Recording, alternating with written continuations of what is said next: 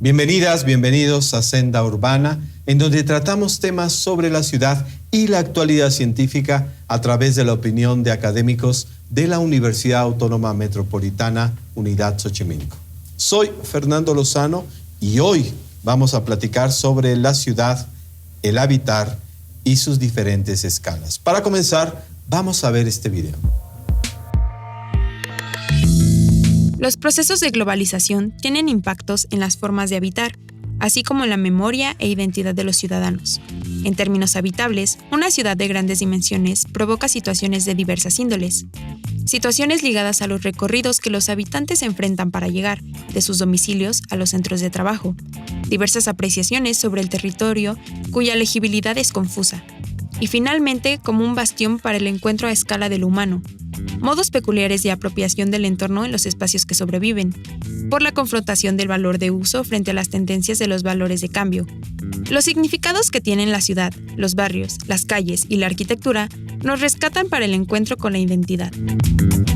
Bien, estamos de regreso en Senda Urbana. Antes de regresar a Foro, vamos a ver este video donde vemos la opinión del doctor Jan Bassant sobre habitabilidad. Jan Bassant Sánchez, con doctorado en urbanismo por la UNAM, ha desarrollado investigaciones sobre vivienda de bajos ingresos, expansión de las periferias urbanas y desarrollo urbano sustentable. Ha elaborado textos didácticos sobre diseño urbano, remodelación de espacios urbanos y sobre el peatón en las ciudades. Ha publicado diversos libros en Trillas, Limusa y Editorial Diana, más numerosos artículos en revistas arbitradas. Ha sido conferencista magistral en congresos nacionales e internacionales y ha recibido diversas distinciones. Bueno, los espacios urbanos se configuran por las edificaciones que los van moldeando. Las características culturales de las envolventes de las edificaciones son muy importantes porque son con ellas con las que nosotros nos identificamos. Depende de la dimensión de los espacios urbanos, la altura de las edificaciones es la jerarquía que tienen los espacios en nuestra vida. Y si un espacio es grande y además hay una iglesia, está el Palacio de Gobierno, están los servicios principales, comercios, ese espacio por sí mismo tiene una jerarquía dentro de nuestras actividades cotidianas, dentro de nuestra mente. Nosotros lo jerarquizamos como un espacio principal. Hay espacios que son longitudinales, que son las calles por las que atravesamos, que también tienen sus jerarquías, evidentemente. Las calles locales son cortas de longitud, las avenidas primarias son extensas, eran carreteras anteriormente, que fueron pavimentadas y cruzan con frecuencia la ciudad de un extremo a otro o de un extremo al centro de la ciudad. Los espacios, por ejemplo, locales, las calles locales son reducidas en cuanto a dimensiones y nosotros, por lo tanto, tenemos un campo visual muy cercano. En cambio, una avenida primaria es muy amplia y por la cual se concentra toda la movilidad de la ciudad. Entonces, eso es básicamente los espacios y la configuración de los espacios. Un espacio urbano no nada más necesita eso, sino que hay actividades dentro de los espacios que le dan jerarquía para los ciudadanos, para nosotros los habitantes de la ciudad. Esas cualidades culturales tienen algún significado, un simbolismo que nos sirven a nosotros para interactuar dentro de los espacios. Y estas tienen que ver con cuestiones prehispánicas y también obviamente con coloniales, con el trazado de las ciudades. Obviamente todas esas están vinculadas también con los usos y costumbres y tradiciones que tenemos los habitantes dentro de las ciudades. Por ejemplo, los desfiles, el día 20 de noviembre, que es el día que desfilan los niños de escuelas primarias por las calles, secundarias, creo que prepas inclusive, los carnavales, obviamente el Día de la Virgen de Guadalupe, en fin, y cada barrio de las ciudades o de los pueblos en sí también tiene sus iglesitas y dentro de las iglesitas hay la Virgen, el santo patrono, y obviamente tiene sus propias festividades dentro de los barrios, entonces hay una riqueza cultural muy grande dentro de la ciudad en sí misma y dentro de cada barrio, precisamente por esos usos y costumbres y tradiciones que tenemos y que hemos conservado a lo largo del tiempo. En este proceso de globalización en que estamos inmersos, nuestra cultura, la tradición en sí misma, nuestra cultura no se pierde, sino que vamos insertando, vamos amalgamando nuevos usos y costumbres. Por ejemplo, uno de ellos sería la penetración de la tecnología dentro de nuestros hábitos cotidianos de comunicación, las computadoras, los celulares, el uso de las vestimentas. Ya todos estamos con jeans, tenis, camisetas, cachuchas, etcétera. Lo único que es muy notable es que a lo largo de las avenidas donde hay concentración empiezan a emerger todas estas franquicias comerciales nuevos edificios que no tienen nada que ver con nuestros usos y costumbres tradicionales. Entonces ya las calles se empiezan a llenar de anuncios, de cosas comerciales, de servicios, de oficinas, y para nosotros se vuelven muy repetitivas y no nos identificamos con ellas. Los espacios se empiezan a volver anodinos. Anodinos quiere decir que son similares, que todos son iguales, que no hay diferencia entre un espacio y otro. Y esa avenida puede ser igual aquí en Ciudad de México, que en Monterrey, que en Guadalajara, que en Mérida. Es la misma avenida y el mismo tipo de identidad, porque es un proceso de globalización. Bien, acabamos de escuchar la opinión del doctor Jan Bazán Sánchez, y aquí en el foro se encuentran con nosotros la doctora Yael Durán Herrera. Bienvenida, doctora Yael. Muchas gracias. Y también se encuentra con nosotros el doctor César Daniel Herrera Valdés. Bienvenido. Muchas gracias. Jael Durán Herrera, con doctorado en arquitectura, es profesora investigadora en la UAM Xochimilco. Tiene diferentes publicaciones entre las que destacan Habitar la Tierra y La importancia del sentido común en la arquitectura. César Daniel Herrera Valdés, doctor en Ciencias y Artes, imparte docencia a nivel licenciatura y posgrado. Entre sus investigaciones se encuentran el espacio múltiple, caso de estudio Museo del Louvre, Abu Dhabi, y del espacio escénico al espacio arquitectónico como un lugar de representación de emociones. Ha publicado los libros La creación de la textualidad espacial y su interpretación ante las nuevas tecnologías y Procesos creativos, caminos alternativos del diseño. El tema es complejo. Hablar sobre la ciudad, el habitar y sus diferentes escalas.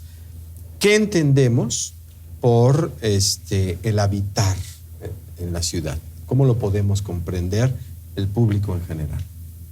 Bueno, yo creo que el habitar puede ser entendido como la arquitectura como escenario para la experiencia, y en ese sentido la ciudad y la arquitectura son las diferentes escalas para la representación de una realidad en torno a la experiencia de un habitante, ¿no?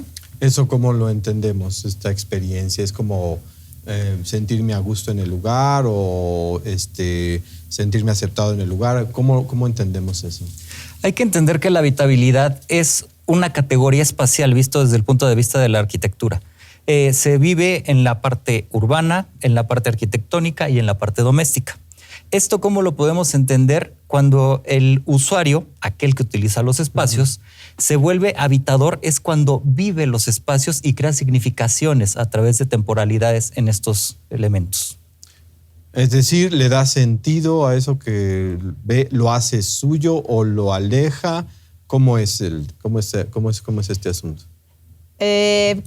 ¿Cómo es este asunto? Bueno, puede ser entendido, por ejemplo, en torno a cómo el habitante representa el mundo material, ¿no? Okay. Entonces es una representación en cierto sentido del mundo material del habitante.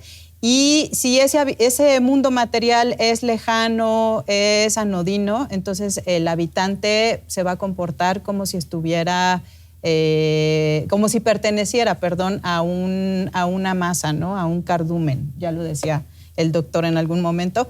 Y recupera su yo cuando está en un lugar en el que sí puede reflejar su identidad. ¿no? Ok, entonces hay una habitabilidad, por lo que entiendo, como grande o comunitaria. Hay una habitabilidad, digamos, a escala privada o algo así. La habitabilidad se puede dar en diferentes niveles, categorías, por así decirlo. En la urbana, por ejemplo, cuando te desenvuelves con una sociedad, en la escala arquitectónica, que es cuando te mueves dentro de un grupo donde te identificas, y en una mucho más privada, que sería la doméstica, en la escala donde tú estás con tu familia, con los tuyos. En cada una de ellas, el habitante se desenvuelve de diferente forma por cuestiones de vivencia espacial. No va a ser lo mismo cuando te mueves dentro del metro o dentro de un transporte público, que tienes que de cierta manera estarte protegiendo, seguir cierto tipo de normas, y lo que comentábamos, y moverte como cardumen, a cuando llegas a un lugar donde ya estás mucho más relajado, donde estás con pares y que efectivamente te desenvuelves de una forma diferente. O cuando estás en la intimidad de tu casa, que estás con tu familia respectivamente, que ya es totalmente diferente las maneras en que tú creas esta relación espacial. Ahora, ¿qué es lo que te da esa habitabilidad? La identificación con el sitio que creas a través de significantes espaciales que tienes en ello. Cuando tú vives los espacios directamente, estás creando esta relación, dejas de ser usuario y pasas a la escala de habitador, respectivamente. Cuando tú solo utilizas los espacios, eres un usuario. Digamos, cuando visitamos un banco, por ejemplo, ¿no? Vas a hacer tus actividades y punto, no quieres permanecer más tiempo ahí. Cuando tú llegas a tu casa, lo que quieres es estar relajándote, conviviendo y estás viviendo estos espacios. Ok, entonces hay diferentes diseños, supongo, para, por ejemplo, esta escala mayor que mencionas, en la cual que me gustaría después que desarrolláramos más este tema del cardumen, en el que, o en un banco, en el que voy a estar poco tiempo, voy a usarlo y no necesariamente me tengo que quedar ahí, y el diseño de habitabilidad, por ejemplo, para el asunto privado, sobre todo si me voy a quedar ahí. Se diseña diferente, es decir, pienso en lo siguiente, algunos se diseñan para que el público se desplace, se vaya y no permanezca, y otros se diseñan al contrario para que se quede, permanezca. Yo creo que has hecho una buena interpretación, porque exactamente hay lugares que no se prestan o que se diseñan para que la gente efectivamente llegue y se vaya pronto, ¿no? Incluso se seleccionan los colores para que generen algo que en el inconsciente es, pues me tengo que salir de aquí pronto, ¿no? Por ejemplo, los colores anaranjados en un restaurante o los colores estridentes invitan a que el habitante pues coma y se vaya. Y el habitar no se diseña siempre así, porque esa es una cuestión de perspectiva en arquitectura que tiene que ver un poco cómo les enseñamos a los estudiantes a representar la realidad. Es uno de los instrumentos para que los estudiantes puedan diseñar, ¿no? La representación de la realidad que tienen. Entonces, se supone que las viviendas diseñadas con factores o cualidades habitables provocan la permanencia en ese espacio, ¿no? Puede haber casas que no tienen esas cualidades habitables. Ok. Pienso a lo mejor en casas como ahora se diseñan tipo hotel, que tampoco es necesariamente para que me quede tanto tiempo, o que son muy pequeñas o que son muy amplias.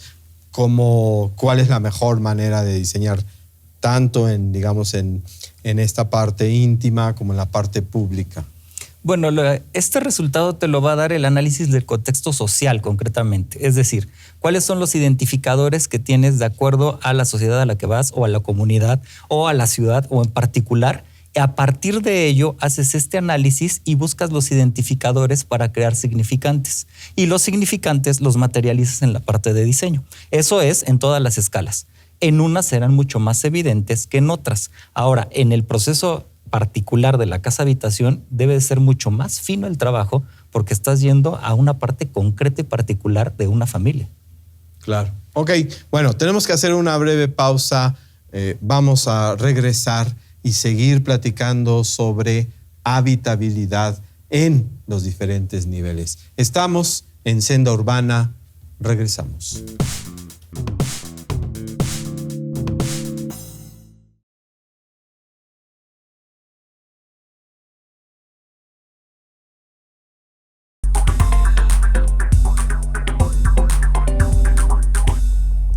Estamos de regreso en Senda Urbana platicando sobre la ciudad, el habitar y sus diferentes escalas con el doctor César Daniel y la doctora Yael Durán. En el bloque pasado platicamos sobre este asunto de la habitabilidad y las diferentes escalas. Y hablamos un poco del diseño. Me queda la duda de si existe un diseño general, único, o cómo se diseñan y en qué tiene que ver este asunto del habitar para diseñar. Bueno, todo proceso de diseño responde a una necesidad particular de un usuario o de un sujeto en particular. Cuando estamos hablando de habitabilidad, lo que necesitamos es buscar que el sujeto se identifique con estas espacialidades. Varios autores manejan que lo principal es tener, primera, significantes, segunda, eventos. Los eventos pueden ser de diferentes categorías, sean los cumpleaños, las navidades, el Día de Muertos, o eventos simples y sencillos como el levantarse todos los días. Hay diferentes catalogaciones de los eventos. Y a partir de esto se crean significaciones que se vuelven cíclicas. Y eso hace que el sujeto se instale en un presente y se sienta vivo. Eso es lo que te da la categoría de habitabilidad en un espacio. Saber que está presente. ¿Por qué? Porque es la identificación del sujeto con su vida. Entonces, no hay un diseño único y general o para, por ejemplo, diseñar casas o diseñar edificios, no de viviendas, sino de oficinas.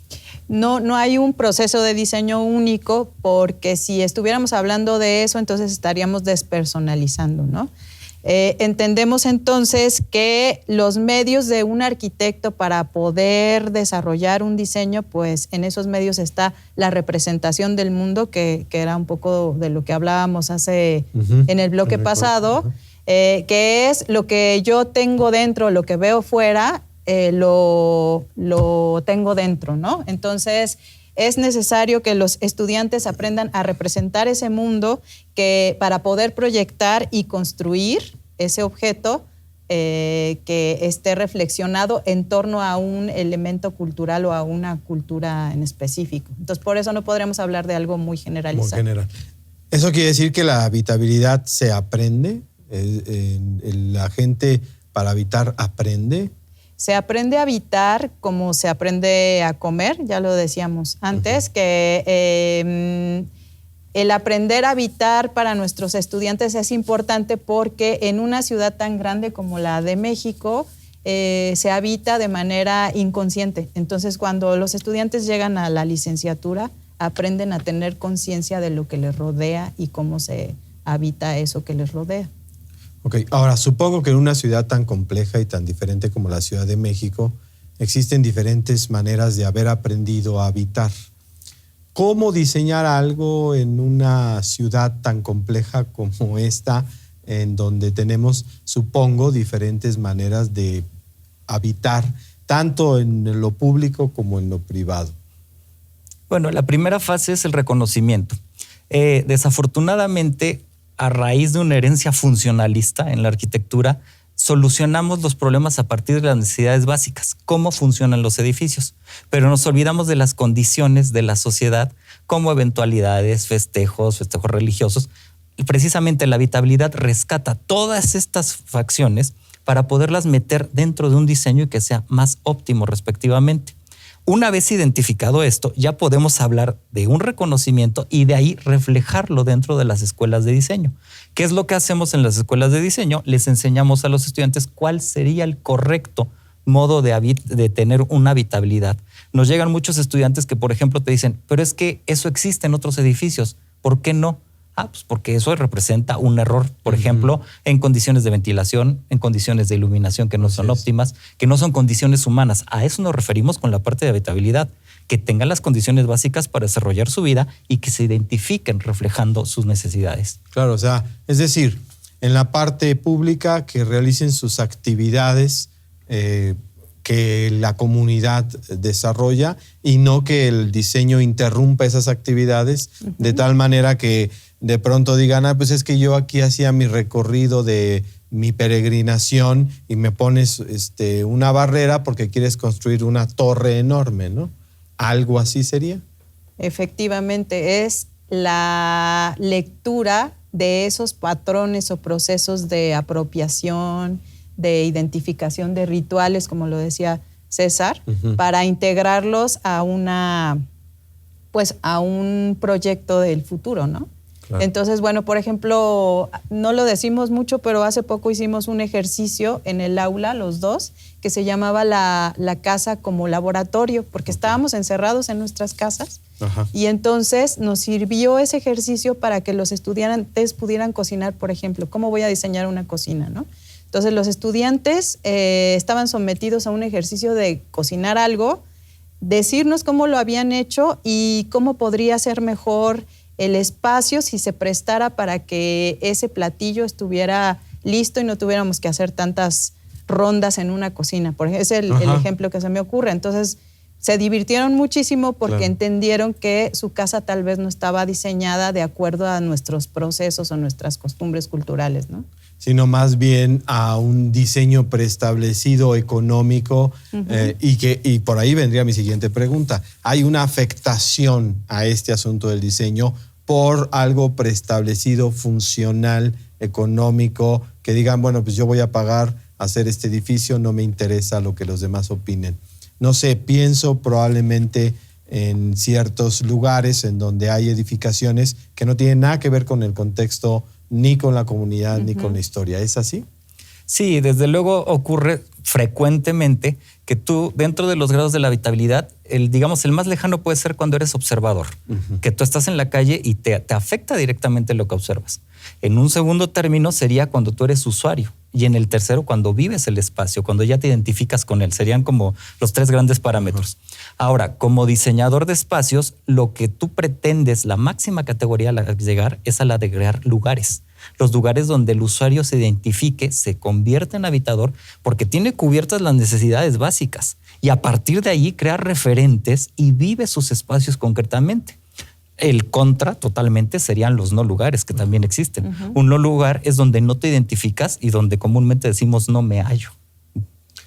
Sobrevives en el espacio. O te sometes. Sí. Porque también existe la parte de someterte al espacio, ¿no? Cuando tienes un espacio preestablecido que no puedes moverte de ahí, que no tiene las condiciones necesarias y que al contrario subyevas la vida dentro de este espacio. Esa sería exactamente lo que no se persigue dentro de la arquitectura. Claro. Sí. Quisiera agregar un poco a lo que acaba de decir César, es que los espacios tienen finalidades, ¿no? Y una de las finalidades de tu pregunta, ¿no? Es que los espacios están diseñados con finalidades mercantilistas, ¿no? Entonces, bueno, en este sentido, hay un autor que a nosotros nos gusta mucho compartir con nuestros estudiantes, que es Saldarriaga Roa. Él dice que la arquitectura debe estar diseñada para todos los días, ¿no? Claro. O sea, para saber que todos los días paso. Ahora, he observado, pienso en lugares públicos, por ejemplo, cómo diseñaron la estación Chabacano allá por los años 80, que uno entraba y era una cuestión majestuosa. Y decía uno, me siento como en un mundo posmoderno, ¿no? Como si estuviera viajando en el futuro. Y hoy entro a la misma estación y siento angustia, siento presión, porque sobre el diseño original ya hay un montón de otras tantas cosas. Eso pasa mucho en la ciudad por cuestiones funcionalistas o no se respetan los diseños, o por qué suceden este tipo de fenómenos. De fenómenos de transformación del espacio. Bueno, yo creo que ahí es importante que antes no había políticas públicas de transformación del espacio, ¿no? Entonces, bueno, esto no era tan reflexionado.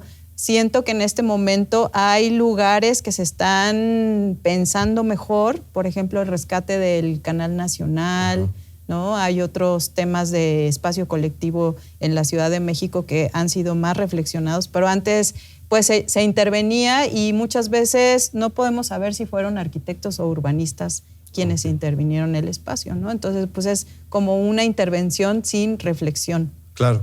Sin pensar en las consecuencias, ¿no? Hacer más habitable para todos el lugar, recuperando ciertos espacios que pues, eran casi basureros, ¿no? Como el Canal Nacional, ¿no? Entonces, hacerlo de tal manera que sea agradable para la comunidad pasear, caminar por ahí, correr o algo por el estilo, ¿no? que ya empezaron, se supone que van a llegar hasta Xochimilco, ¿no? Es desde Churubusco, Xochimilco. Desde Churubusco hasta Xochimilco. Y además de que debajo subyace en esa intención, pues que esta era una de las vías más importantes de la Ciudad de México, ¿no? Que era, se me fue el nombre, pero bueno, era el canal que llegaba al Portal de las Flores en el centro de la ciudad y que conectaba Xochimilco con Tenochtitlan, ¿no? Claro. Que de hecho pasaba por el canal de la Viga, que era el canal de la Viga, real. Llegaba. La Sequía Real. Ajá, la Sequía Real, y desapareció. Básicamente ahora es una avenida estresante para cualquiera que vaya sobre la Viga, ¿no? Pero es precisamente esto, rescatar estos significantes que tiene la ciudad. Estamos hablando de rescatar la Sequía Real como una vialidad primaria para llegar al centro. Ajá. Ahí está un significante para la población que viene de mucho tiempo atrás. Tal vez a nosotros no nos tocó navegar por esa parte, pero sí podemos tener el referente directo de qué era. Ahí está una creación y un rescate espacial para crear esta vitalidad significativa. Retomando la parte de la estación del metro Chabacano, pues sí, era una época donde teníamos que demostrar poder, ¿no? Donde teníamos que hacer arquitectura monumental porque para allá íbamos, en realidad o no. Eso era lo que se necesitaba en ese momento. Desde el punto de vista político, tú mismo lo acabas de decir, actualmente no es eso, porque la transformación no soportó el paso del tiempo y las transformaciones porque no tenía un bien dirigido, tenía un bien funcional, no concretamente.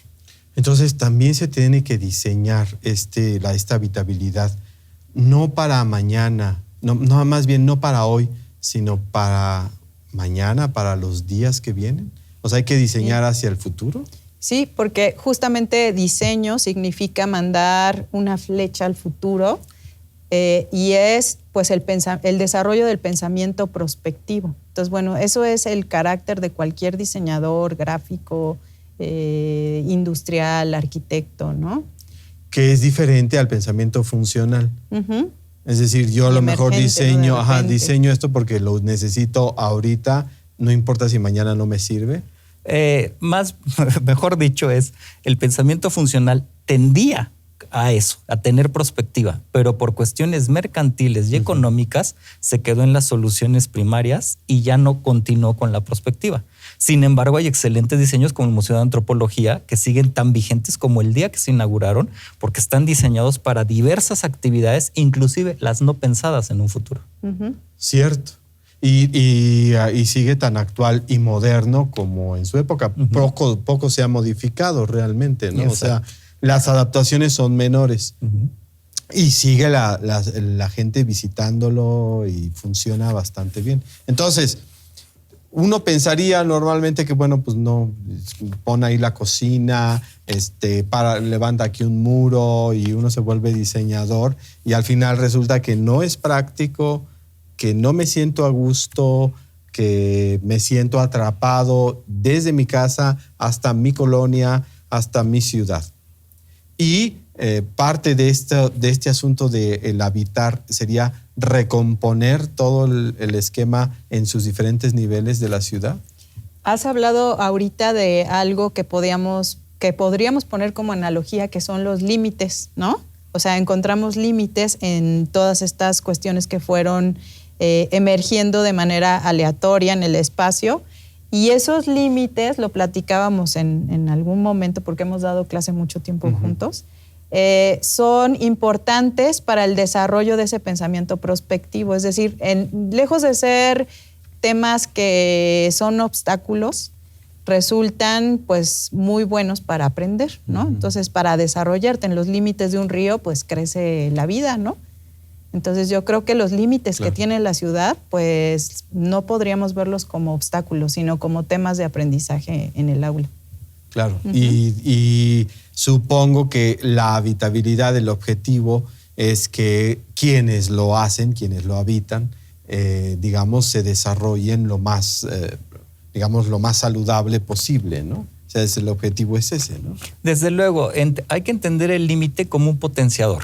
Al momento de que tú tienes una limitante, desarrollas la creatividad o desarrollas otros métodos para poder establecerte y moverte dentro de estas limitantes. El límite no te impide, al contrario, te hace construir más. Todos sabemos que en una ciudad, cualquier gobernante quiere tener a la población, digamos, habitándola, hay que habitar la ciudad de noche. Eventos de noche en las plazas, respectivamente, los haces convivir y creas esta comunidad, respectivamente. Otro ejemplo sería, por ejemplo, la creación de los parques urbanos, ¿no? Los microparques urbanos. ¿Qué estás haciendo? Creando pequeños lugares en las comunidades para que las personas se identifiquen y los cuiden. Y a partir de ello haya esta creación de comunidad y reconstrucción del tejido social. Claro, sobre todo la reconstrucción del tejido social que nos genera paz y evita la violencia. Vamos a hacer una breve pausa y regresamos a platicar sobre la habitabilidad. Estamos en Senda Urbana.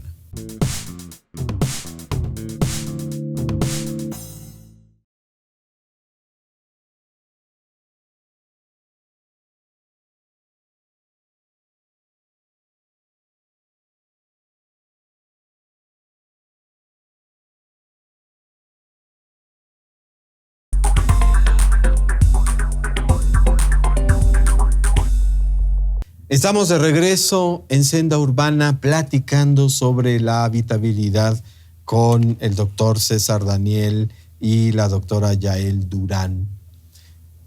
Y para continuar, me gustaría mandarlos a una opinión del doctor Jan Bazán. Vamos al video de la opinión del doctor Jan Bazán y regresamos. Cada uno de los habitantes de los espacios urbanos elaboramos un mapa mental, que quiere decir que registramos las calles, las banquetas, los hoyos de las banquetas, los árboles, las esquinas, los puntos seguros, los puntos inseguros. Vamos registrando todo en nuestro recorrido y los puntos de referencia en nuestro recorrido. Y tenemos una delimitación mental del barrio en que nosotros vivimos. No coincide necesariamente con la colonia o el barrio que está en la demarcación político-administrativa, para nada, sino que coincide con nuestra habitabilidad del espacio urbano. Entonces voy cambiando de escalas urbanas de acuerdo a mi movilidad urbana y cada uno de los habitantes va siendo un referente de las escalas urbanas. O sea, las escalas las hacemos nosotros los habitantes y cada uno de nosotros tiene una escala de habitabilidad en su espacio, en el lugar en que trabaja, en los lugares en que transita. Por supuesto tiene que ver la edad, tiene que ver las actividades, pero ningún habitante conoce toda la ciudad en la totalidad. Únicamente conocemos los lugares por los que nosotros nos desplazamos. Y la habitabilidad de la ciudad se ha perdido por esa concentración vehicular que tienen, y esta concentración demográfica dentro de la ciudad ha hecho mucho más grave el uso de los espacios. Ya no se pueden usar los espacios por la concentración vehicular y concentración peatonal en las banquetas y los comercios.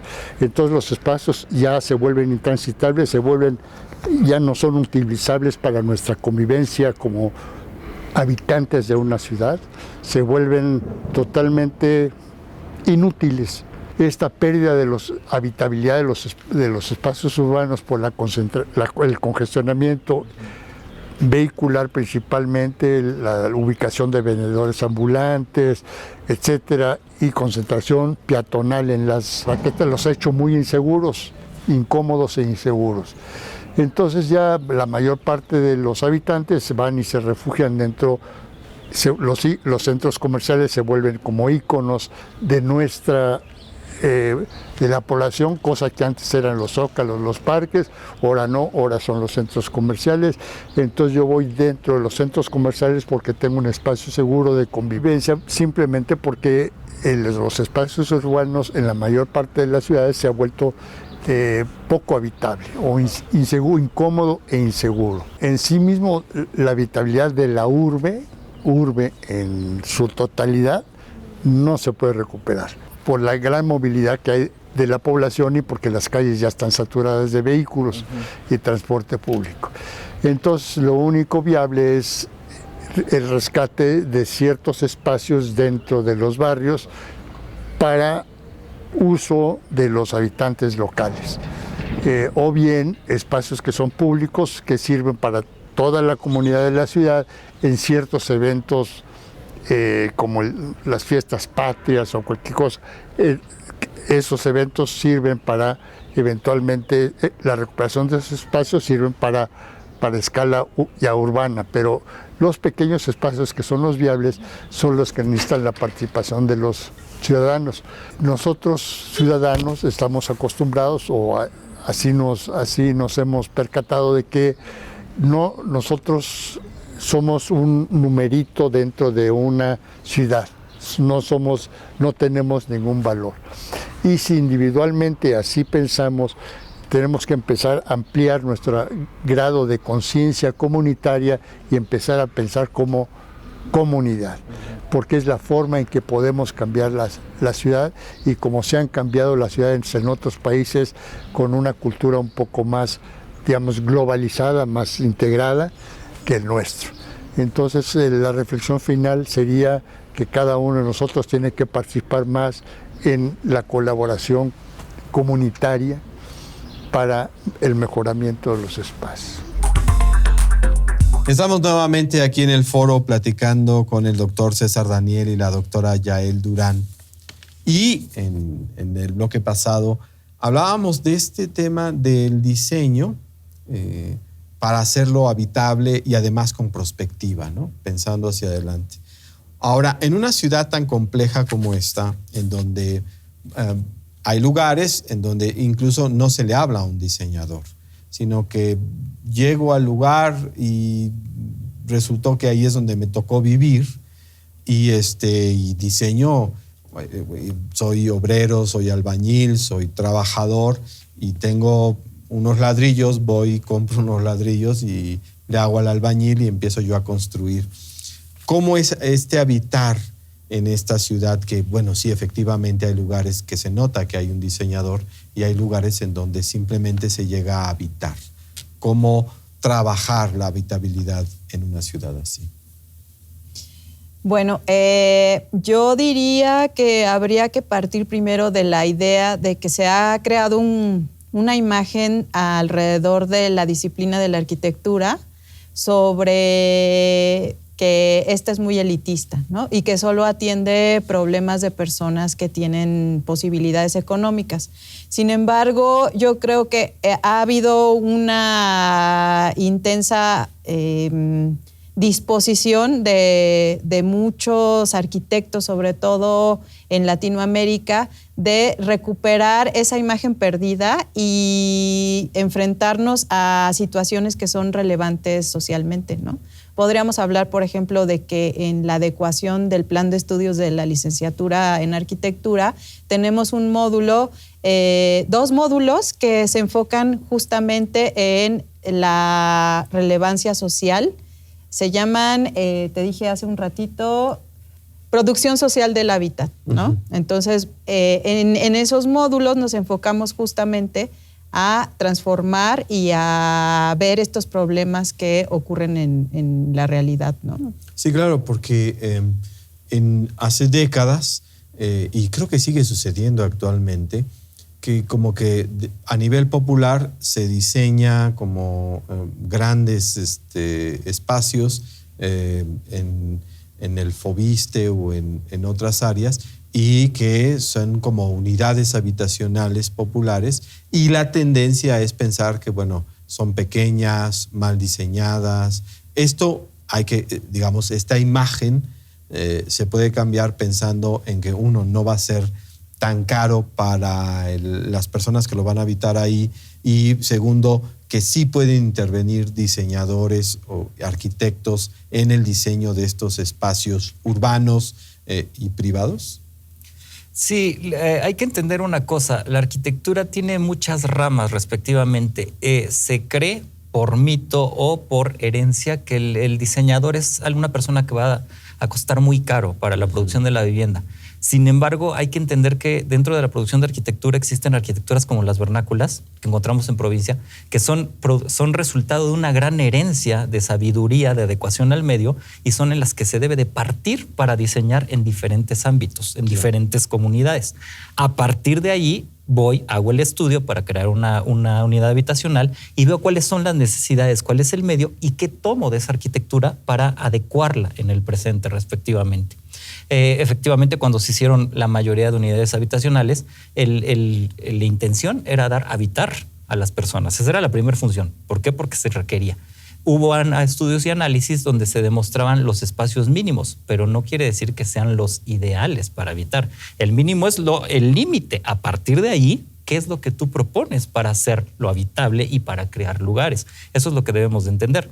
Y esa es la principal fuente ahorita que tienen las principales escuelas de diseño, entender el habitar como principal generador de la producción de espacio. Y posterior a la pandemia, lo que estamos precisamente analizando es cómo a partir del sujeto crear estas espacialidades para poder tener ese convivir. A partir del encierro, esa es la gran enseñanza que tenemos.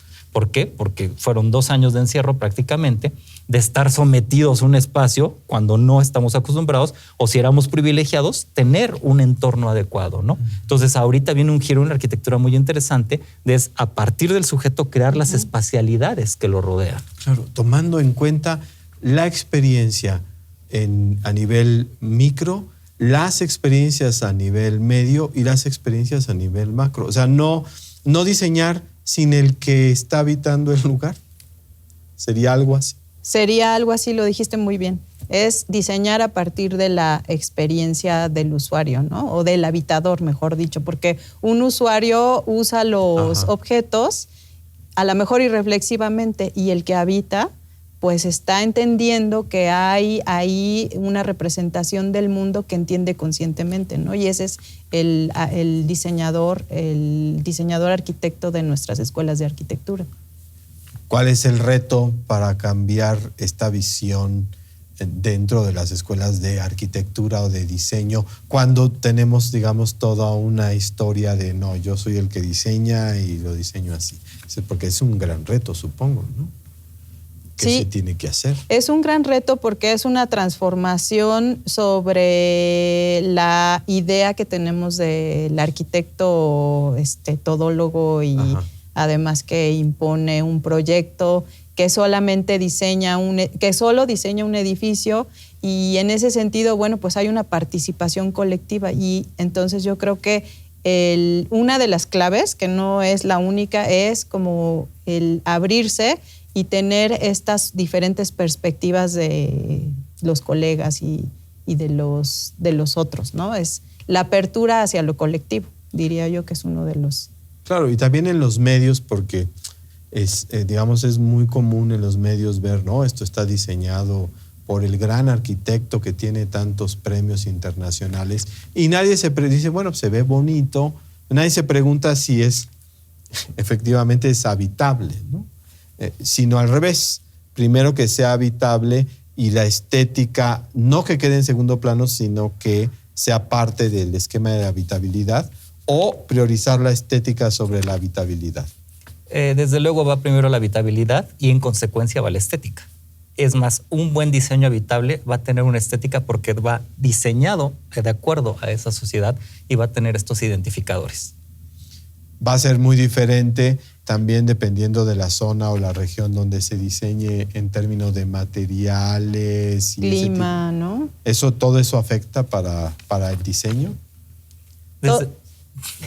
El que guste. Sí, todos esos son factores importantes. Hace rato César mencionó que la arquitectura vernácula era importante como punto de partida para el diseño porque está hecha con un sentido común, ¿no?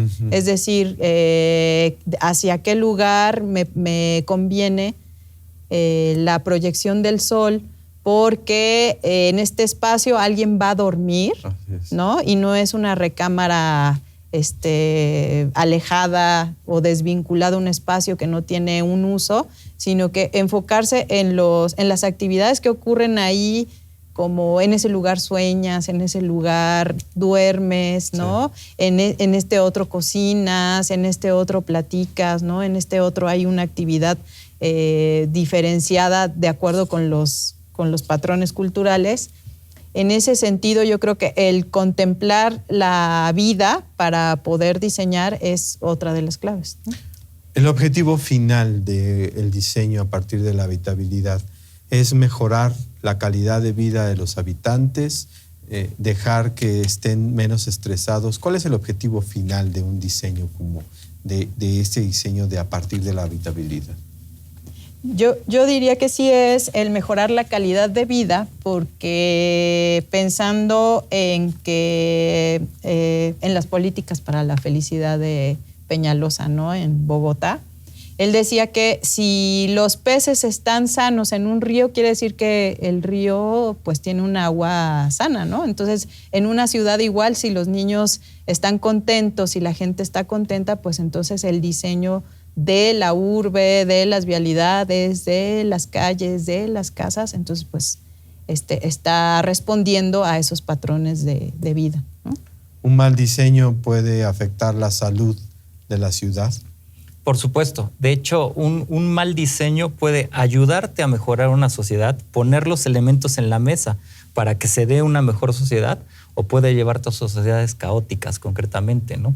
Y el fin concreto de la habitabilidad es no solo tener mejores condiciones de vida, sino crear sociedades más equilibradas, ¿no? Pues ha sido un placer platicar con ustedes. El tiempo se nos viene encima. La verdad es que lo veo como un gran reto y además me parece una gran visión partir de aquellos que somos nosotros los que vamos a habitar, en lugar de que nosotros nos adaptemos a aquello que se nos impone. Ha sido un placer estar con ustedes. El tiempo se nos vino encima, pero agradezco su atención. Les recuerdo, estamos en Senda Urbana. Soy Fernando Lozano. Nos vemos la próxima semana.